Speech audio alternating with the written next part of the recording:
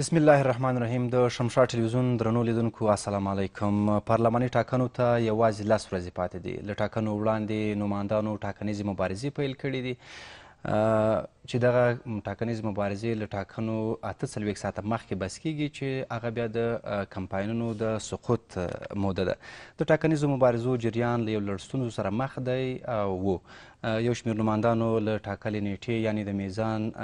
له شپږمې نیټې مخکې کمپاینونه وکړل چې دا د ټاکنیز زماني مهالویش او د ټاکنو قانون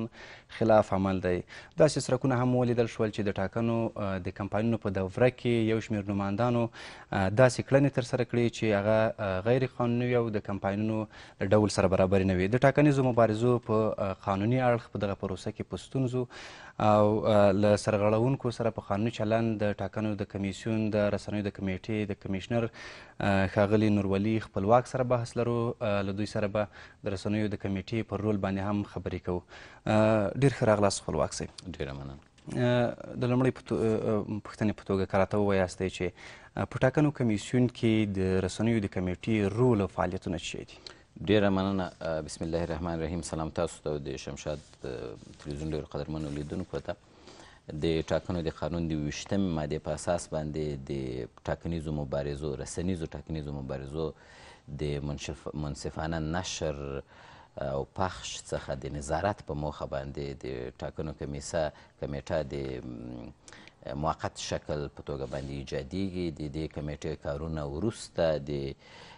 نهایي نتایجو د اعلان څخه 45 ورځې وروسته یا د 45 ورځو په خلال کې دا کمیټه منحل کیږي او چارې رسما کمیسیون ته سپارل کیږي. د هغه کاري پلان یا هغه روډ ماپ چې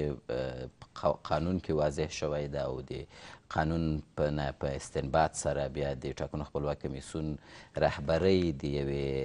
لایحې په شکل باندې زموږ د کاري لایحې په شکل باندې هغه جوړ کړی ده. په هغه کې د ټاکنو خپلواک کمیسیون د رسنیو د کمیټې مشخصې دندې مسؤلیتونه او صلاحیتونه ذکر شوي دي او د هغه مطابق کمیټه خپل کارونه تنظیموي او هغه کارونه مخکې وړي. د دې کمیټې یوه مهمه دنده دا ده چې دا د ټاکنیزو مبارزاتو چې په رسنیو کې په ټولیزو رسنیو کې ترسره کیږي د دوی د څرنګوالي او چې په څه ډول باندې ترسره شي د دې لپاره د طرزالعملونو او د لوایحو جوړول یوه هغه دنده ده یوه هغه اساسي دنده ده چې دا کمیټه په غاړه لري او دغه دنده خوشبختانه ترسره شوې ده. د ټاکنو خپلواک کمیسیون د رسنیو کمیټې ټاکنیزو مبارزو په ټولیزو رسنیو کې دغه مبارزو ته د تخطی او تخلفات ته رسېدنې یو طرزالعمل تهیه کړی ده. بله د ټاکنو په دوران کې د رسنیو د څرنګوالي فعالیت ده چې دوی باید په کوم ډول سره فعالیت وکړي په دې ارتباط باندې هم کار شوی ده او لایحه جوړه شوې ده.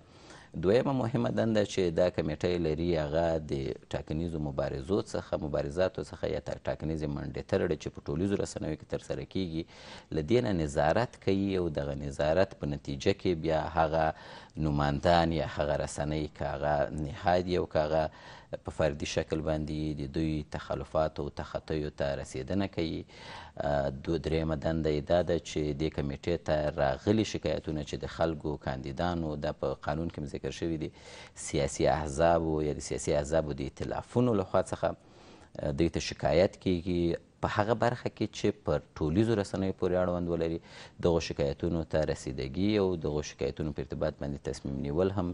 د ټاکنو خپلواک کمیسیون د رسنیو کمیټې دندو څخه دي. ساحه ډېره پراخه ده که ټول موردو باندې بحث وشي ډېر نه کیږي. دغه هغه مهمې دندې چې ترسره تر اوسه پورې د کمپاینونو له ډولونو تاسو برداشت څه و؟ تر کومه حده پورې قانوني و او تر کومه حده پورې ناقانوني؟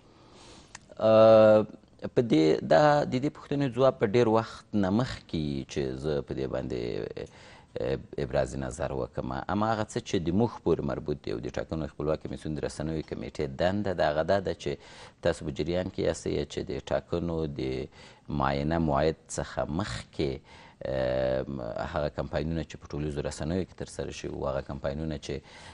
د بیلبورډونو او یا هم د نورو ټولیزو رسنیو د نورو ډولونو په واسطه باندې کاندیدانو چې کاندیدان د هغې ترسره کړي وو په دې ارتباط باندې کمیټې په کابل کې 52 شاوخوا نمایندان نقدي جریمه او اخطاریه یې دوی ته ورکړله چې تر څو پورې د راتلونکي لپاره له دې مسلې څخه جلوګیري وکړي او د هغوی نوم او هغه لیست چې کوم په لومړي ځل باندې د ټاکنو په دې تاریخ کې چې په افغانستان کې موجود ده د اقل دغه وروستۍ درې دوره ولسمشریزې او 2 دوره پارلماني ټاکنې چې ترسره شوي دي داسې یو کار نه و شوی بلکې لیست به جوړېده خلکو به ماخذه کېدل امن رسنیو سره نه شریکېده دا ځل موږ دا وپتېیله چې دا د افغانستان د خلکو حق ده دوی باید اطلاعاتو ته لاسرسی ولري د اطلاعاتو ته د لاسرسي د قوانینو په اساس باندې قانون په اساس باندې او نور نافذو قوانینو په اساس باندې موږ باید دا خلک رسنیز کړو د دې لیست مو په لومړي ځل باندې رسنیو سره خپور کړو بحث چې که غواړم چې ستاسو پوښتنې ته په یو ډول لږ څه مشخص ځواب ورکړم هغه دا دی چې راغلي ریپورټونه تر اوسه پورې چې د ټاکنو د رسمي کمپاین څخه شاوخوا 14 یا 14 ورځې تېرېږي په دې لړ کې دغسې موارد شته چې باید هغوی ته رسیدګي وشي هغه د قوانینو د طرزالعملونو خلاف کارونه ترسره شوي دي یعنې لومړني معلومات حد اقل داسې ښیي چې تخطی او تخلفات ترسره شوي تر اوسه پورې تاسو څه کړي دي دومره موده کې کله چې له ټاکنو وړاندې غیر قانوني کمپاینونه پیل شوي او تر اوسه پورې تاسو کارونه فعالیتونه څه شی په دې برخه کې چې مخنیوی هم وشي دغه د ټاکنو پروسه په ټوله دنیا کې یا په کلي ډول باندې که ووایو دغه ټولنیزې پدیدې څو بعدي دي او د مختلفو بعدونو نه باید دې ته رسېدنه وشي تر څو پورې موږ یوه ټولنیزه پدیده په ټولنه کې نهادینه کړو بنسټیزه یې کړو د مختلفو ارګانونو د مختلفو بخشونو دنده وظیفه دا ده چې راشي په دې کې خپل رول ادا کړي او بیا موږ داسې پروسه موفقیت ته رسولی شو د ټاکنو پروسه هم خپل اساسي سټیک هولډران لري هغه زینفان چې کوم دي شریکان چې دې پروسې کوم دي هغه ډېر واضح معلوم دي یعنی ټول شریکان د دې پروسې چې په دې پروسه کې شریکه دي په یو نوع د دې پروسې نه زینفه دي هغوی باید په خپلو ځایو باندې او په خپلو دنده او مسؤلیتونه چې ورته سپارل شوي دي په هغه کې مثبت رول ولوبوي تر څو پورې د ټاکنو پروسه دغسې یو پروسه تاسو ولرئ چې د ورځې په آخر کې مو یوه کامیاب پروسه ترسره کړي د ټاکنو خپلواک کمیسیون د رسنیو برخه یا د رسنیو کمیټه چې کوم موږ کارونه پرې کوو موږ خپل مسؤلیت خپل سازماني ظرفیت ته په کتو سره ترسره کړی د هغه بحث مو چې درته وکړو چې په کابل کې مو خلک جریمه کړل چې مخکې له وخت نه یې کمپاین کړی و د ولایتونو همدغه بیا تاثیر درلود کله چې تاسو کوم کسان جریمه کړل او ډېر تاثیر درلوده د انضباطي تدابیر د همدې لپاره دي چې تاسو باید یوه پروسه منظمه کړئ یوې پروسې ته منظم شکل ورکړئ تر څو پورې دغه منظم شکل په پیدا کولو سره دا پروسه رشد وکړي او د افغانستان د خلکو په ټوله کې د خلکو هغه مؤثریت او مفیدیت په دې پروسه کې شامل دي نو په دې اساس باندې انضباطي تدابیر چې په هره برخه کې نیول کېږي دا ډېر ښه او اړین ځکه دي چې دا پروسه منظموي او د منظموالي خواته بیایي دا کار وشو موږ دا کار وکړو اوس په د ولایتونو په لیست باندې د کمیټې همکاران لګیا دي د ولایتونو یو پراخ لیست د ډېر کاندیدان دي ډېر نوماندان دي ټول ته رسېدنه ډېره وخت غواړي د زیات وخت موږ به د ورځې په آخر کې د هغو کاندیدانو نومونه چې په ولایاتو کې دي او مخکې له وخت نه یې کمپاین کړی و هغه هم له رسنیو سره شریک او دا مو د افغانستان خلکو او د افغانستان رسنیو ټولنې ته او کورنۍ ته مو دا تعهد ده چې دا کار کوو هغه کسانو چې مخکې له وخت نه کمپاین کړی و د هغې په ارتباط باندې موږ انضباطي تدابیر نیسو د کمپاینونو په جریان کې چې رسمي کمپاینونه شروع شوي دي هم په ولایت کې او هم په ولایاتو کې او هم په مرکز کې د ټاکنو خپلواک کمیسیون نور ولایتي کارمندان او بیا مشخصا د کمیټې سیار ټیمونه په دې باندې کار کوي تر څو پورې هغه نواقص او خلاوې چې د قوانینو طرزالعملونو او لوایحو او د افغانستان د ټاکنو خپلواک کمیسیون د سیاستونو خلاف ترسره کیږي هغوی ته هغه مستند کیږي هغه مشهود کیږي هغه شواهد او اسناد د راټولېدو په حال کې دي بیا به په وروستي بحث کې موږ دا توحیدوو دوی ته به هغه برخه چې موږ مربوط کیږي دوی ته به رسېدنه کوو او د دغه رسېدنې په نتیجه کې به یو ځل بیا د افغانستان له قدرمن ولس او د رسنیو له محترمې کورنۍ سره دا مسایل شریک تاسو تر یوه بریده ورته اشاره هم وکړه تاسو په ستراتیژۍ یا طرزالعمل کې کوم هغه موارد چې غیر قانوني کمپاینونه بلل کیږي موږ د تخلفاتو تخطیو ته د رسېدنې طرزالعمل 8مه ماده په مفصل ډول سره هغه تخطی او تخلفات تعریفوي یا هغه غیر قانوني کړنې تعریفوي، که هغه مخکې د ټاکل شوې مودې څخه وي، که هغه د ټاکل شوې مودې په جریان کې یا هغه که بعد له ټاکل شوې مودې څخه وي. په 14 مواردو کې یا په 14 بندونو کې دا مسله واضح شوې ده. که هغه مهم مسایل زه درته ووایم، مثلا د اخلاقي کوډونو په اساس باندې موږ څو مشخص د اخلاقي کوډونو په نامه باندې موږ څو مشخص موارد په خپل طرزالعمل کې لرو چې هغه د ولسي جرګې یا هم د ولسوالیو شوراګانو نمایندان په جدي توګه باندې مد نظر ونیسي. اخلاقي کوډونه دا دي چې تاسو به د یو چا شخصي حریم ته توهین نه کوئ، حد کې حرمت به چاته نه کوئ، د هغه شخصیت ته به توهین نه کوئ. تاسو به قومي، ژبنیز، سمتي، ګروهي، سیمه ییزو مسایلو ته لمنه نه وهئ چې تر څو پورې ستاسو د رایې هغه میزان لوړ شي. چې متاسفانه داسې لیدل کېږي، ما خپل شخصي نظر دا ده چې داسې لیدل کېږي چې د ټاکنو په بهیر کې نمایندانو قومي رایې ټولولو لپاره هم په یو ډول باندې هڅه کړې ده. د اخلاقي کوډونو وراخواته مثلا تاسو نشئ کولی چې مخکې د ټاکل شوې مودې څخه په ټولیزو رسنیو کې خپل فعالیت وکړئ په یو ډول باندې چې دا تاثیر ولري ستاسو په محبوبیت او ستاسو په رایه باندې. او ګڼ شمېر نور موارد دي، په مالي مواردو کې بحث شوی ده، او نور ګڼ شمېر موارد چې هغه په دغه طرزالعمل دا چې اوس موږ او تاسو تا ورته اشاره هم وکړه، دا تخلفات موږ او تاسو د ټولنیزو رسنیو له لارې ګورو. تاسو اقدامات څه دي چې مخه یې ونیول شي؟ موږ د قانون په اساس باندې د ټاکنو د قانون د 28مې مادې په اساس باندې موږ ته په دې برخه کې 4 مهم صلاحیتونه راکړي دي او دغه د انضباطي تدابیرو په توګه باندې موږ کاروو. موږ د قانون په اساس باندې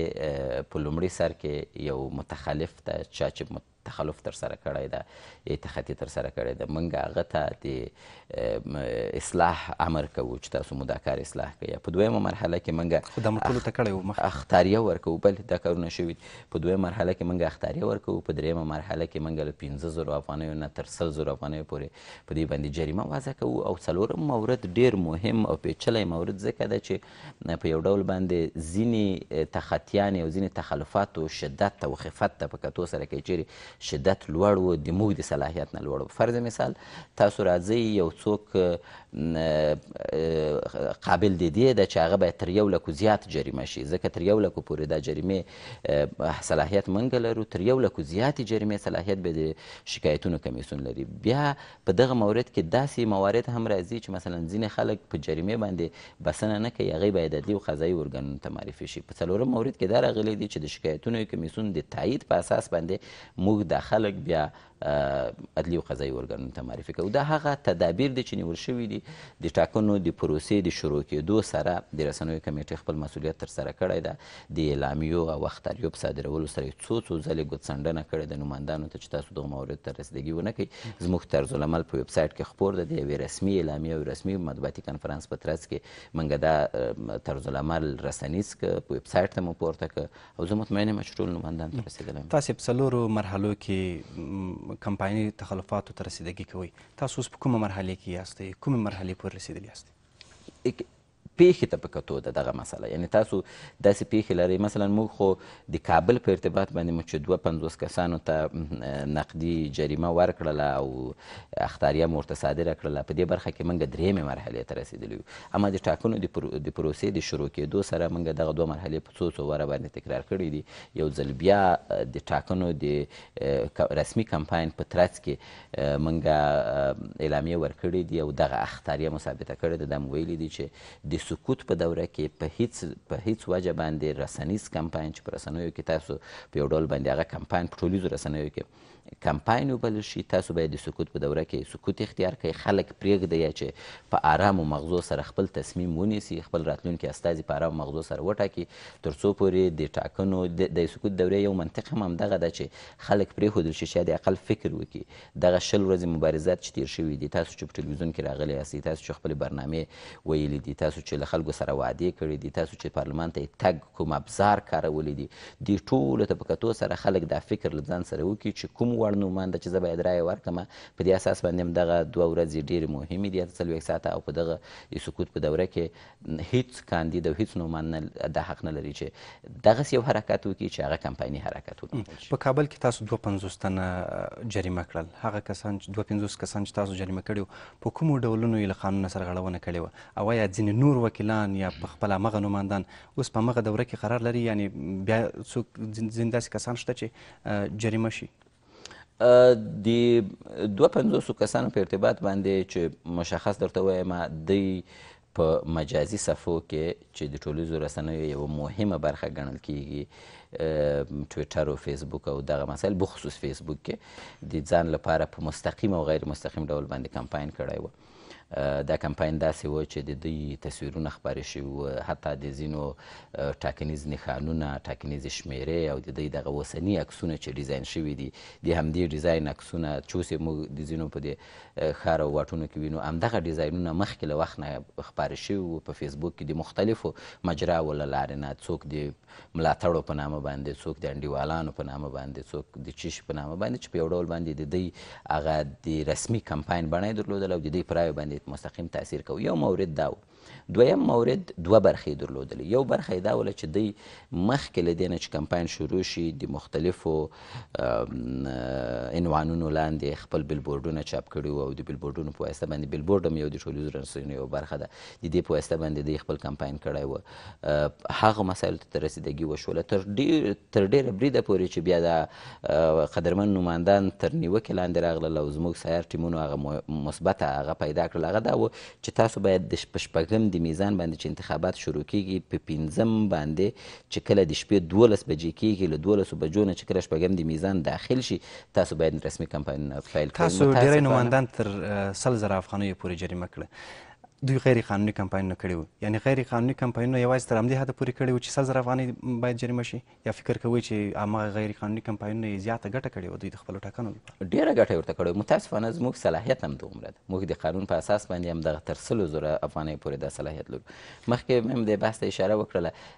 ځینې تخطی او تخلفات داسې وي چې تاسو ډېره جریمه هغه ته وضع کړئ. شکایتونو کمیسیون سره په کومو مواردو کې ستونزه ده؟ لنډ کره ته ووایاست چې وخت د شکایتونو کمیسیون سره ستونزه حل شوې ده. موږ د ټاکنو خپلواک کمیسیون او د شکایتونو کمیسیون د یوې واحدې ملي پروسې لپاره کار کوو، او دغه پروسه باید موږ موفقیت ته ورسوو. دا زموږ ماموریت ده او زموږ په آینده باندې مستقیما تاثیر لري. د موږ ستونزه ورسره په یو خاص جزئي مورد کې وله چې 3-4 ورځې کېږي تخنیکي ټیمونه سره کېناستل او هغه ستونزه تر یوه بریده پورې اوس حل شوې ده. ډېره زیاته مننه. تاسو نه مننه. د شمشاد ټلویزیون درنو لیدونکو، زموږ خپرونه په همدې ځای پای ته رسېږي. لوی الله ممل.